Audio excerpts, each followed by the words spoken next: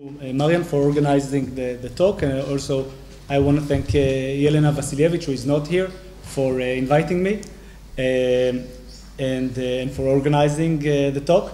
So in this paper, I'm going to present preliminary results after 3 months of data collection here in Serbia. And this is, as Marian said, this is part of my dissertation project, which will compare 3 cases of dual citizenship: Serbia, Mexico, and Israel. I look at dual citizenship as a global phenomenon and examine the way that it changes the relations between individuals and states. So because this is a work in progress, I'm really looking forward to getting feedback. Anything also, if there's if there are any mistakes, anything that you'd like to comment on, to ask, please feel free. Okay. I, name of the applicant, do solemnly swear that I shall consider Hungary my country. I shall be a loyal citizen of the Republic of Hungary, shall honor and observe the Constitution and laws thereof. I shall defend my country as far as my strength allows, and shall serve it according to the best of my abilities, so help me God. These are the words of the oath that new Hungarian citizens must take. Since 2011, 120,000 Serbian citizens took this oath in the Hungarian language and became citizens of Hungary and of the European Union. This 120,000 includes not only Serbian citizens who identify as ethnically Hungarian, but also thousands who self-identify as ethnically Serbian, Croatian, Roma, etc. This means that over the past 4 years, more than 1.5%, close to 2% of the Serbian population has sworn allegiance to Hungary. And nonetheless, all is quiet on the northern front. The Serbian government is not alarmed, that did not put any restrictions in the way of those who seek Hungarian citizenship. In fact, diplomatic relations between the 2 countries have probably never been better. The Hungarian government is clarifying that it has no territorial designs on any part of Serbia. And also, we do not see any massive exodus of Vojvodina Hungarians that are going back to Hungary. So this raises the question, what is going on? What kind of citizenship do we see here? Our traditional concept of citizenship views it as a relation between a state and the citizens and the individuals on its territory. Therefore, we automatically expect the changes in citizenship status will be either the result of immigration or the result of conquest. Either you come to a new country or it comes to you. In the case before us, however, neither of these seems to be happening. The vast majority of new Hungarian citizens do not immigrate to Hungary, and they do not seriously expect Hungary to come to them. Most of them obtain Hungarian citizenship with the aim of remaining Hungarian citizens outside Hungary. And moreover, they are not giving up any of their rights in Serbia. Therefore, we see that Hungarian citizenship in Serbia is it can be described as non-resident dual citizenship, which is very different from traditional citizenship, which is territorial and inclusive. And this is a new kind of relationship between the state and the individual, a kind of new deal between them. We need to find out the contours of this new relationship, how the state decides who to include, how individuals respond to these new opportunities, and what are the consequences for the state system. In this paper, I explore the specific of the particular case, the Hungarian-Serbian case of dual citizenship, but the aim is to learn more generally about dual citizenship as a global phenomenon. I will start by sketching out the historical, demographic, and legal background for the Hungarian-Serbian case. Then I will discuss the theoretical literature about dual and non-resident citizenship. I will then present my preliminary findings from the research I conducted here. And finally, I will draw some conclusions and argue that this case allows us to identify some global changes in the structure of citizenship. So I'm not going to go into a long historical survey, just sketch out very briefly the historical processes that shaped Hungarian citizenship policy, and specifically in Vojvodina. First, Vojvodina, for centuries, it has been a military frontier between the Habsburg and the Ottoman empires. It received settlers and refugees from Serbia, Hungary, Bavaria, Slovakia, Bosnia, which created a lot of ethnic, religious, and linguistic diversity. In 1867, the Habsburg Empire became the dual monarchy of Austria-Hungary, with Vojvodina included in the part in the Kingdom of Hungary, which was itself a very ethnically diverse state. And then what you see here, this is a map of the Kingdom of Hungary, so you can see it includes Vojvodina, and also Croatia, Transylvania. And the colors are supposed to represent this is from 1890, the colors represent the ethnic composition of the territory. So you see the core, what is now Hungary, it has a high percentage of Hungarians. The pinkish colors and the yellowish colors all around are represent areas with lower percentage of Hungarians. So you see that this was a country with very ethnically diverse, and there were attempts between 1867 and 1920 to Magyarize the region, that is to increase the share of Hungarians in the population and the presence of Hungarian culture and language. After the First World War, the Magyarize, that is nationalize, make Hungarian. After the First World War, the territory was taken over by the Kingdom of the Serbs, Croats, and Slovenes, Yugoslavia, and it remained part of Yugoslavia, Serbia, until today, except a brief period during the Second World War. And under the socialist regime, socialist Yugoslavia, Vojvodina had an autonomous status within Serbia, and extensive minority rights were granted to the national minorities. So this means that there was no attempt to necessarily to nationalize this territory. On the other hand, it received a lot of Serbs and Montenegrins who came from other parts of Yugoslavia, and consolidated the demographic dominance of southern Slavs. Now, in Hungary, the loss of Vojvodina is seen as part of the historical legacy of Trianon. Trianon is the name of the peace treaty between the Allies and Hungary, part of the Versailles peace treaties at the end of World War I, and it stripped Hungary of 2/3 of its territory and half of its population, leaving millions of ethnic Hungarians as minorities in the neighboring countries, Romania, Slovakia, Serbia, and Ukraine. Resentment about the Trianon Treaty and the dream of regaining those lost territories provided one of the main forces that motivated Hungary to join the Second World War 20 years later on the German side. During communism, this Trianon was not a big topic. It revived again after the fall of communism, and it was especially pushed forward by the party that is now in power, the party called Fidesz, led by Viktor Orban, who from its early beginnings was a champion of the rights of the Hungarians in neighboring countries, as they are called. And we see two main moves that Fidesz did to promote the relations with Hungarians in neighboring countries. In 2001, a law called the Status Law, which offered a Hungarian certificate to Hungarian minorities in the neighboring countries. This certificate was not citizenship. It only offered some cultural rights and benefits, support in education, some benefits within Hungary. And the criterion for, this is interesting, the criterion for eligibility was membership in the Hungarian church or in Hungarian minority organizations. And an attempt to grant full citizenship to Hungarians outside Hungary was rejected at this point.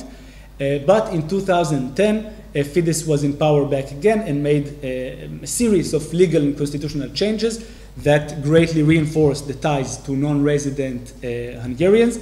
And it changed the citizenship law to create the law that now exists, which offers facilitated renaturalization to ethnic Hungarians in the territories that used to belong to the Kingdom of Hungary, in all of these territories.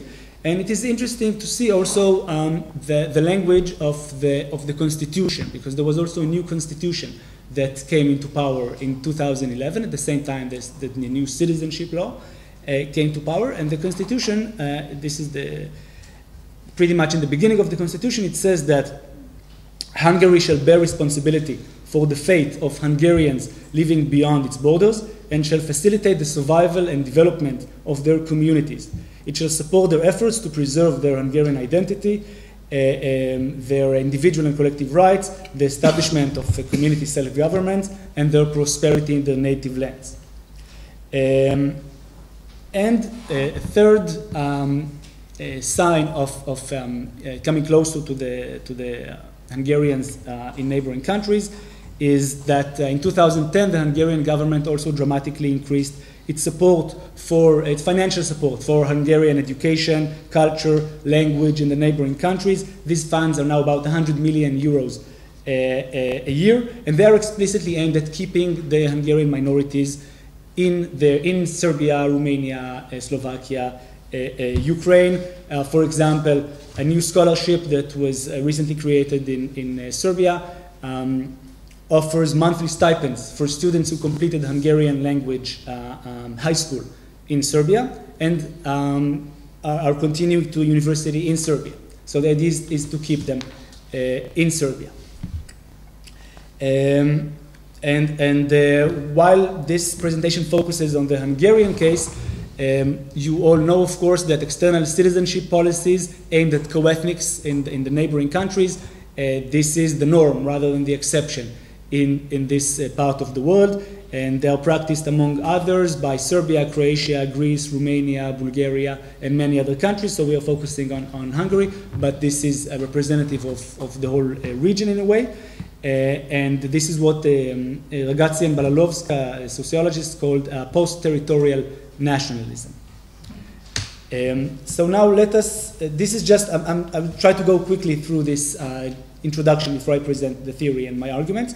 Let us just very briefly examine the demographic situation in Vojvodina, of the Hungarians in Vojvodina, because it is relevant.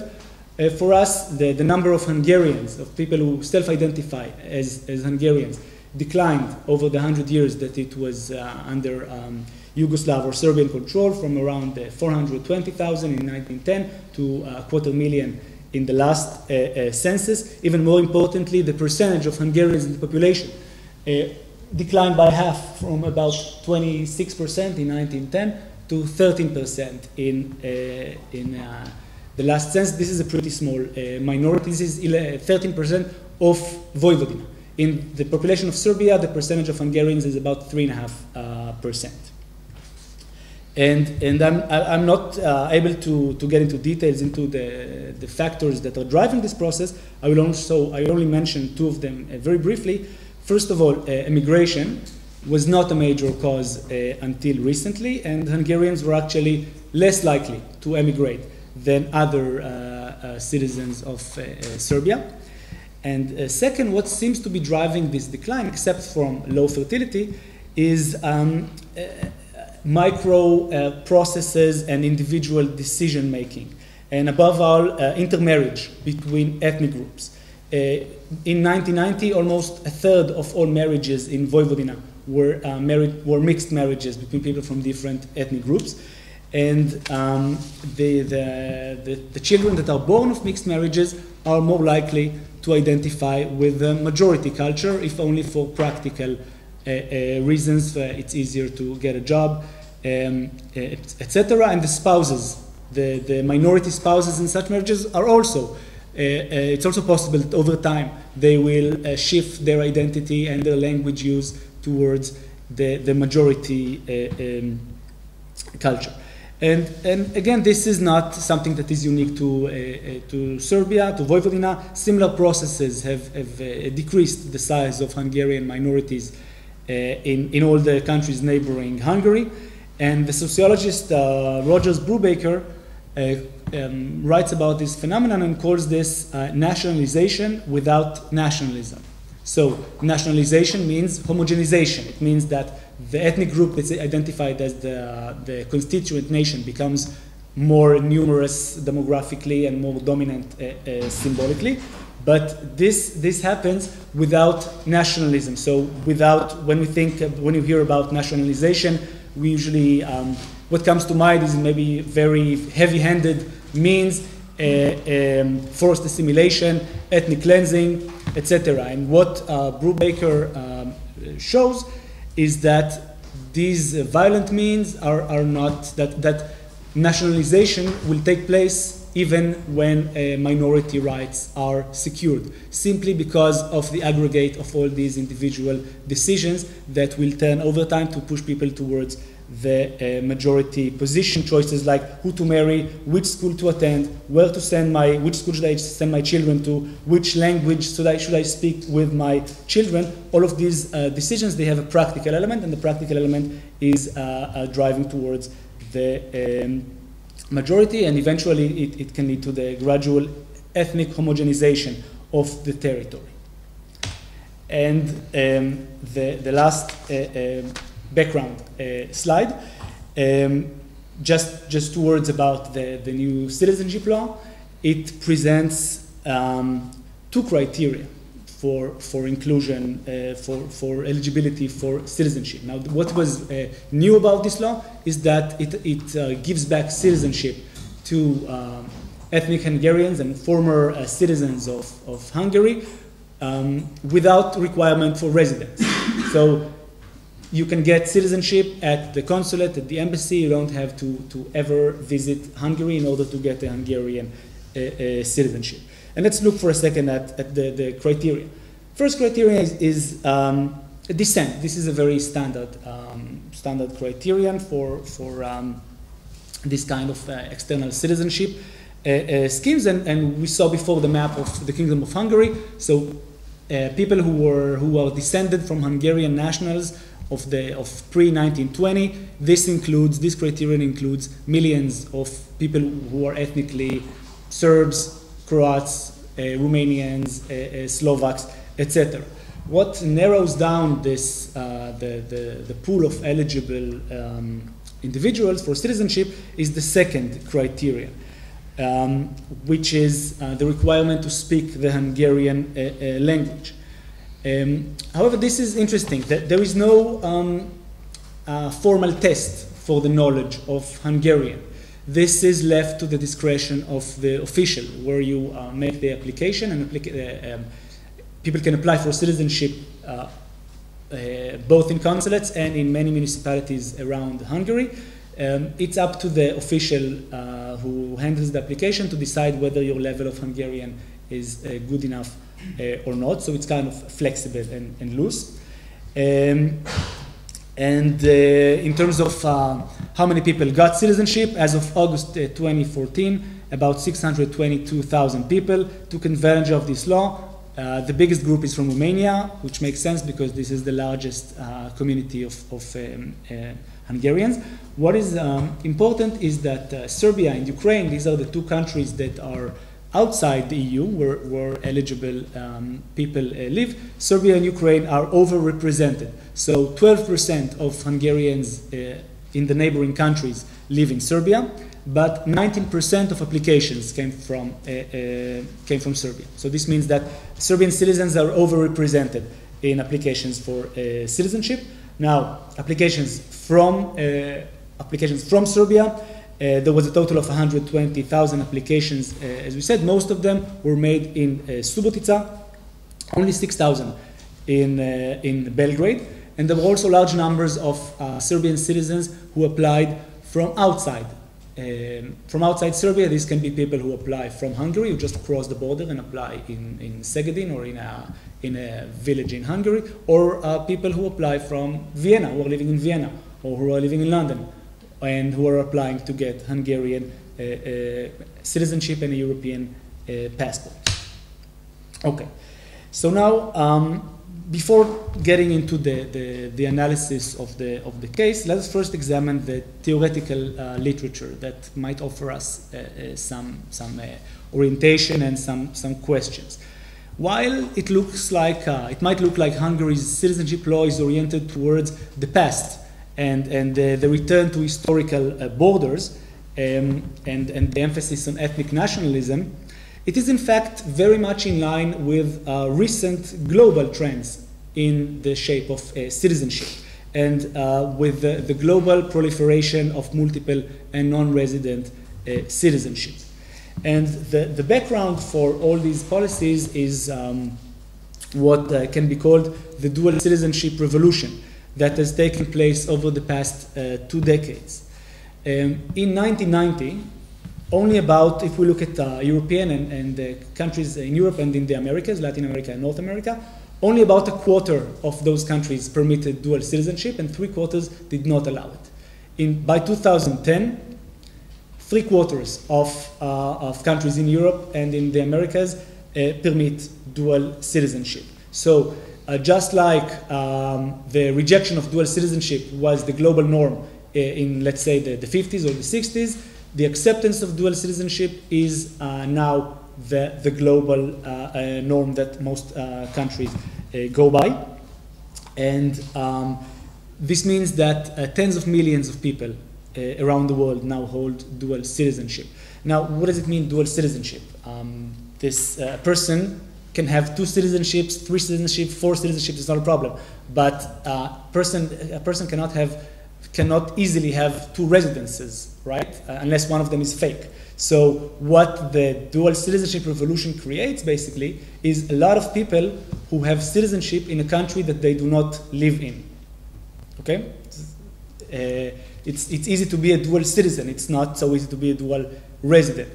So it means that a lot of countries are establishing connections, offering rights, counting, becoming interested in their citizens who are living outside their territory. So citizenship is not only becoming multiple or non-exclusive, but it is also becoming less territorial. And one of the things that reflect this change is the fact that now most countries in the world permit non-resident voting. Okay, so people who live outside the country, maybe they do not pay taxes, maybe they have not been to the country for 10, 20 years, they're still, in most countries in the world, they're still allowed to vote, and there are huge populations of citizens abroad. For example, the United Kingdom has 5.5 million citizens living abroad. Portugal, which is not a big country, has 3.5 million citizens living abroad. So it's becoming a larger and larger part of what states are dealing with their citizens who are living abroad and who also hold another citizenship. So this raises the question, why?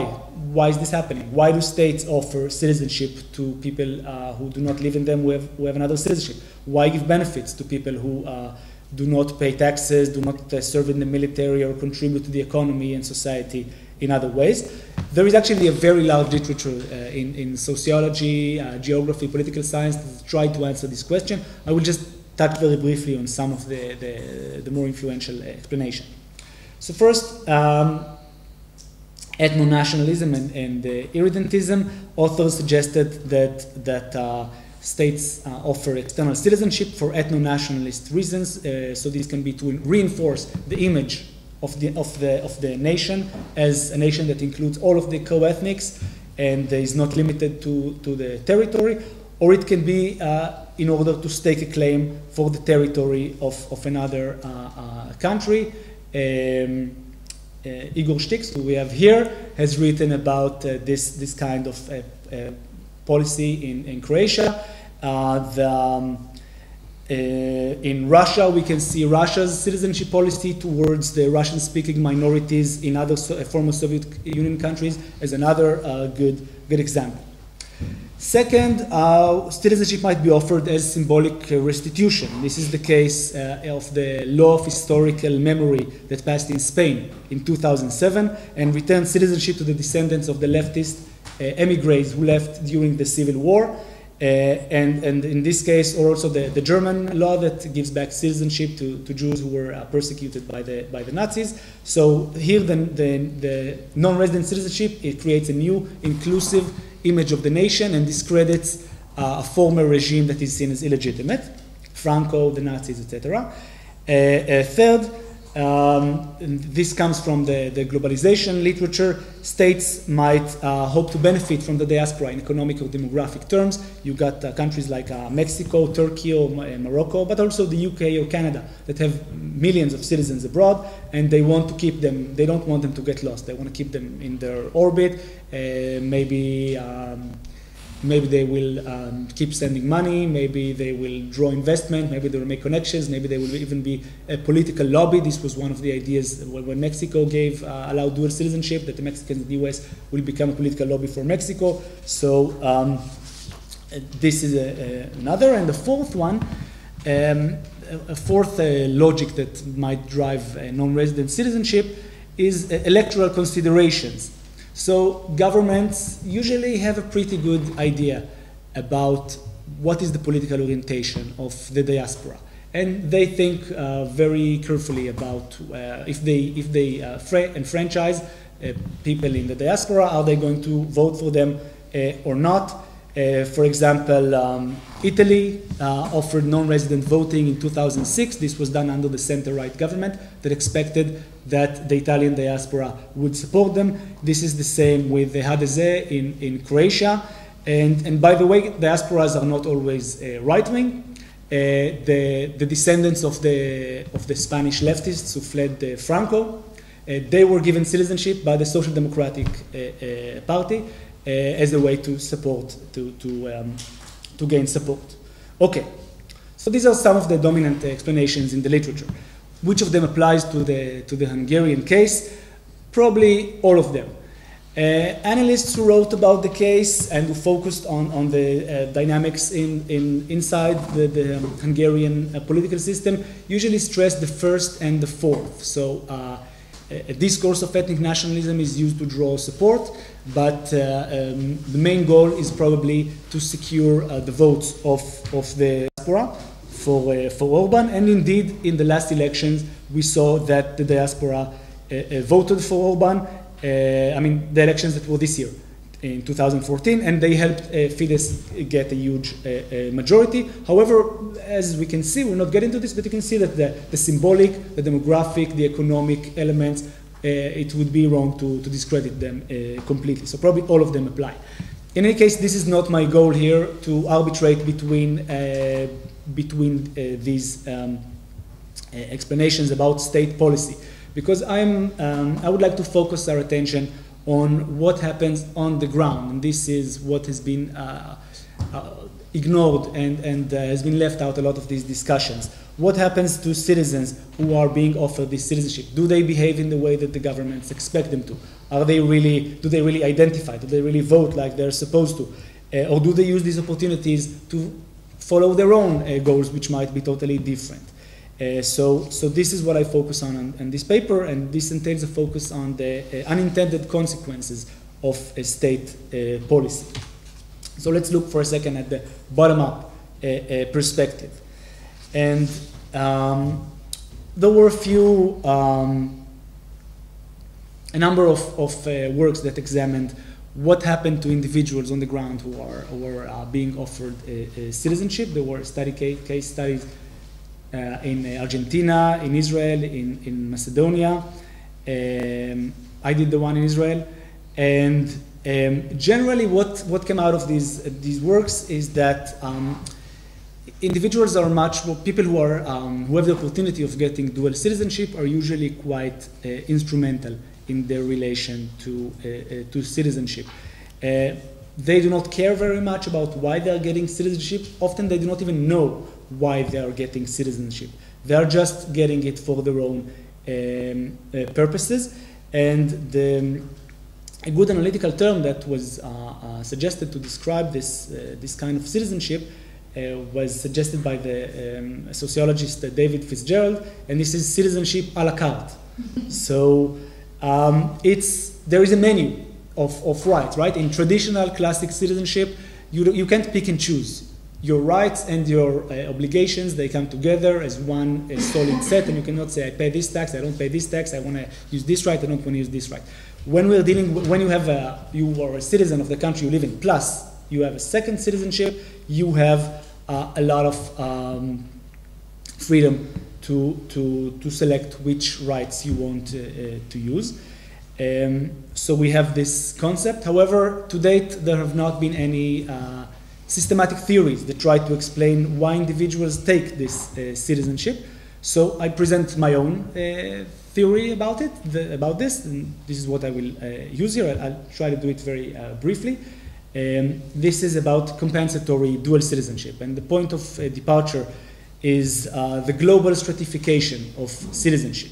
So countries differ greatly in their ability to provide their citizens with economic opportunities, with security, with rights, and these parameters are very closely associated with each other. Rich countries are more secure countries are richer, and these three parameters that are dealing with the quality of life, let's say, in the country, are also very closely associated with another parameter, which is how much your passport is worth. So how welcome or unwelcome a country's citizens are in other countries. And when plotting these parameters together, there is a clear hierarchy of citizenship quality that emerges in the world. Let's show it like this. First of all, this is an illustration of the huge gaps in mobility, in the worth of passports. This is the world as seen from Britain. Everything that's green, a dark green or dark green is automatic, is no need for visa, and the light green is visa on arrival. So you don't need a visa before. This is with a British passport, which is at the top of the list. This is the world as seen from India. For every country, basically, except a few countries in East Africa, you need a visa. Of course, it's familiar situation. Only Ecuador is in dark green, yeah? Ecuador, yes, you can go to Ecuador. And Nepal. Okay, and this is, it's kind of a mess. Just to show, this is, I plotted here the parameters of security. The bottom one is the combination of the parameters of security, economy, and the rights, and the top one, this is the place on the Citizenship Index, and you can see this very, very tight cluster at the top. These are the top 10%, 10-15%. These are all of this is Western Europe, North America, Australia, New Zealand, also Japan and Korea, and you can see countries scattered below. These are all of the Eastern European EU members, right by the West, and then you got countries scattered more widely. And so the basic idea is that there is a huge gap between the practical value of citizenship in a Western country, and this is mostly EU, let's say EU, US, Canada, and all other citizenships. And therefore, we expect to see a very high demand for dual citizenship from the West outside the West. And this is going to be most visible and most concrete in the world regions that are historically and demographically connected to these core regions, to Western Europe and North America. So this means Eastern Europe and Latin America. These are the regions that have received immigration from Western Europe and North America, that have had were parts of the same country, etc. And sorry, just one more thing about this. What is the EU doing within this framework?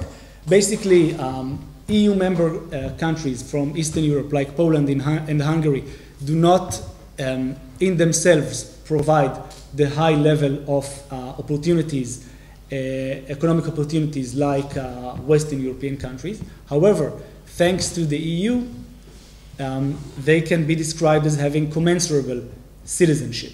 So having a Polish passport or a Hungarian passport, in this case, provides you with all the rights of a British citizen. You have full access to this territory, and therefore what we see is that, as I said, there is high demand for Western citizenship. This demand includes also citizenship of EU members that are not rich Western European countries because of commensurable citizenship, and this is going to be most visible and most significant demographically and politically in Eastern Europe and Latin America. And indeed, we have over 1 million people in Latin America, especially in Argentina, Brazil, and Venezuela, who obtained the Spanish, Italian, and Portuguese passports. In Eastern Europe, the countries that are not members of the EU, we have hundreds of thousands that obtained Hungarian, Romanian, Bulgarian passports. So these countries are not in themselves rich, but they provide access to the rich Western European countries. And what I'm going to say about compensatory citizenship is that it does not necessarily lead to emigration. Sometimes it can even be an alternative to emigration. So once you have the Western citizenship, it can compensate for deficits in the citizenship of the country of residence. For example, in a country that has a deficit in insecurity, like Israel, having a European passport can function as an insurance policy. And this is what came up in the interviews that I did in Israel. Compensatory citizenship can also be used for temporary migration. It can be used to increase mobility because it provides a Western passport that allows very high mobility, status symbol, etc. So it's not exactly the same. It's not the same like immigration. It's a different way of moving up the global hierarchy of citizenship. And this is a theory that provides us an explanation about why Serbian citizens would want a Hungarian EU passport. It also raises some new questions, and above all, how does the Hungarian-Serbian case compare to other cases? Okay, this has been a long theoretical review, so I'll try to go quickly. Data is based on interviews with 48 dual citizens and applicants. They are diverse in terms of ethnicity, where they live, Belgrade and Vojvodina, ages. I'm trying to go quickly now so I can present the findings.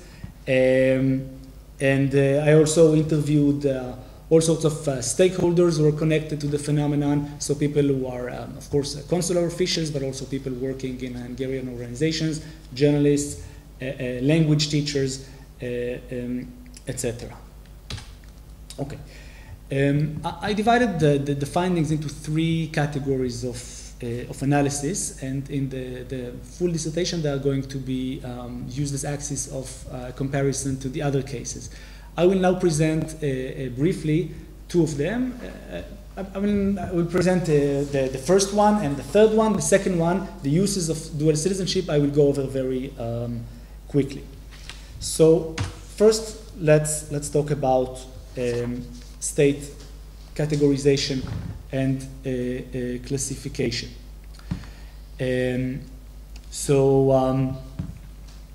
Basically, how do people obtain this citizenship?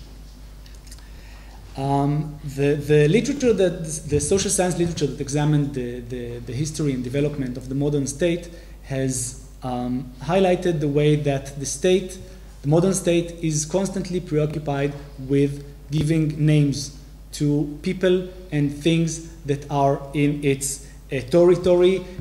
This means that individuals must have last names, fixed last names, which they did not have in the Middle Ages. There are street names for addresses, licenses, even an ethnic identity.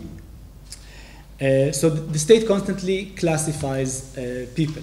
And most of the work until now is focused on the way that states classify people within their territory. And recently some work has begun to emerge about how states classify people who are outside their territory. And These are people who are trying to get into the country, to gain some kind of access to the country. This can be to receive economic benefits, to receive citizenship, maybe even just trying to get a tourist visa and being interviewed at the embassy. And they are subjected to classificatory principles by the state to determine whether they are good or not. And what emerges from the study of this field is that classification is never a one-sided process. There is always a struggle over classification. So once a state creates criteria for classifications, individuals on the ground respond to it and try to expand the opening, try to change themselves to somehow identify the internal logic of the classification criterion and make themselves eligible and make themselves able to get in. So we see here a struggle for classification. How does this work in the Hungarian-Serbian case? So the first criterion, descent, this is answered simply by providing documentary proof, which is not a big challenge for most of the applicants. So let us focus on the language criterion. I argue that language is a soft ethnic criterion. This is a criterion that it's an ethnic criterion, and if you remember the wording of the new Hungarian constitution and of the wording of it does not talk about establishing connections and providing rights to all former subjects of the Hungarian kingdom, but it talks specifically about Hungarians abroad, and this is why the language criterion is included, to target a specific ethnic group within this wide population of people who had once been subjects of this country. So why is language a soft criterion? The criteria for the status law, if you remember, they included being a member of organizations, being a member of the Hungarian church, or being a member of a Hungarian diaspora organization. This is a hard criterion because it's the people who are active in these organizations are also very likely to identify ethnically as Hungarian. Language is much more flexible because people can speak several languages without changing their original identity. For example, I speak Serbian with a lot of mistakes, but that does not make me Serbian. That makes me an Israeli who studied Serbian. So there is a lot of flexibility in this criterion. For ethnic Hungarians living in Vojvodina, those who fulfill the criteria completely, the application process is very, very easy and does not involve any kind of challenge. What becomes interesting is when we look at the population that is only partly included. These are people who who comply with the descent criterion. They have some ancestors who lived in Vojvodina, but they're Hungarian. Either they don't know a word in Hungarian, or their Hungarian is not good, and they still want to be included. And this is where the struggle over classification begins. And basically, what the language criterion for citizenship has created is a market for citizenship, in which the good that is provided is Hungarian language. So we see a huge emergence of Hungarian language schools in Vojvodina and in Belgrade. For example, in an interview with the director of a language school in Belgrade, he estimated that at any given point 50 to 100 students are studying Hungarian in this specific school, compared to almost zero 3 years before, and that 99% of the students are doing it for citizenship. One of the best known institutes that offers Hungarian classes operates in 3 cities, in Belgrade, in Subotica, and in Vienna. And the courses skip the basis and the grammar of the Hungarian language and focus directly on memorizing answers to the questions that are asked during the interview. And this institute even takes students in groups to apply in some towns and villages in Hungary where the chances are supposed to be better. So these services are very, very much targeted at citizenship. And there is a great deal of informal knowledge that is passed among citizenship applicants and between applicants and teachers. People are all the time interested in where are good places to apply, where is it easy, where is it difficult, what kinds of questions are asked, what kinds of answers are good. Should you say that you had a Hungarian grandmother, or should you say that you learn Hungarian in a course, or that you learn Hungarian at home, etc. And because these criteria are constantly changing, there is always need for new information. Okay, I'll skip here a little bit to the uses of dual citizenship, and I will not go over I cannot go in depth into the uses. I will just mention that immigration is generally not oriented towards, is it 10 to? Yes. Okay, yes. So I'll try to finish in 5 minutes. Immigration is not mainly aimed at Hungary. It is aimed mostly at Western Europe.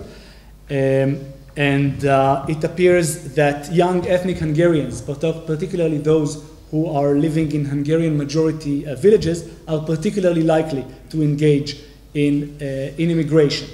Since many of them cannot speak Serbian very well, they have great difficulties integrating into the Serbian labor market. So if to get a job, they already have to struggle with the foreign language, it makes, they might as well